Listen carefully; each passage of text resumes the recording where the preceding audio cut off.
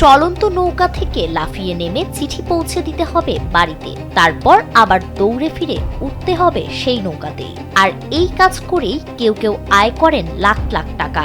শুনতে যেন কোনো হলিউড সিনেমার দৃশ্য মনে হচ্ছে, কিন্তু অবিশ্বাস্য হলেও সত্যি এটি যুক্তরাষ্ট্রে আজও চালু থাকা একটি বাস্তব চাকরি।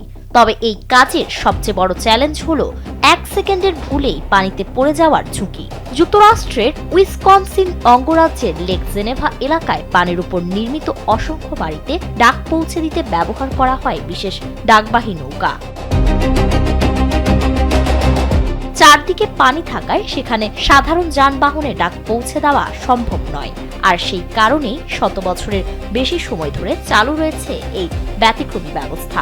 এক লাইটেই নিশ্চিন্তে চলে দিনের পর দিন। Walton emergency bulb, the best emergency bulb. একজন মেল জাম্পার এই কাজ করে প্রায় 54 লাখ টাকার মতো আয় করেন।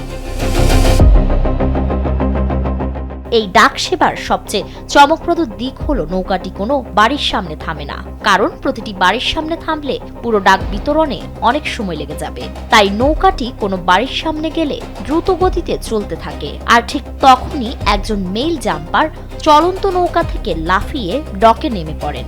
কয়েক সেকেন্ডের মধ্যে চিঠি বা পার্সেল পৌঁছে দিয়ে আবার দৌড়ে ফিরে আসেন নৌকায়।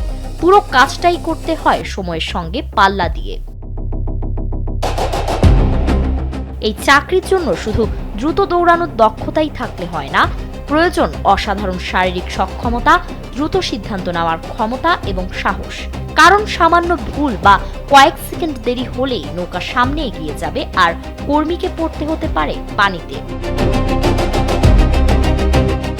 1916 সাল থেকে আনুষ্ঠানিকভাবে চালু থাকা এই ডাক সেবা আজও বন্ধ হয়নি, কারণ এটি লেক জেনেভার ইতিহাস ও সংস্কৃতির অংশ। স্থানীয়দের কাছে এটি একটি ঐতিহ্য আর পর্যটকদের কাছে এক বিরল আকর্ষণ।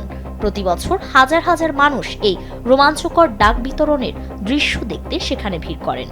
প্রতি বছর 15 জুন থেকে 15 সেপ্টেম্বর পর্যন্ত গ্রীষ্মকালীন মৌসুমে পরিচালিত হয় এই বিশেষ সেবা। স্থানীয় তরুণ তরুণীদের কাছেও এটি অত্যন্ত জনপ্রিয় একটি কাজ, কারণ এখানে শুধু আয় নয়, রয়েছে সাহসিকতার পরীক্ষা, ঐতিহ্যের অংশ হওয়ার সুযোগ এবং এক ব্যতিক্রমী অভিজ্ঞতা। ফারিন রহমান প্রীতি, কালবেলা।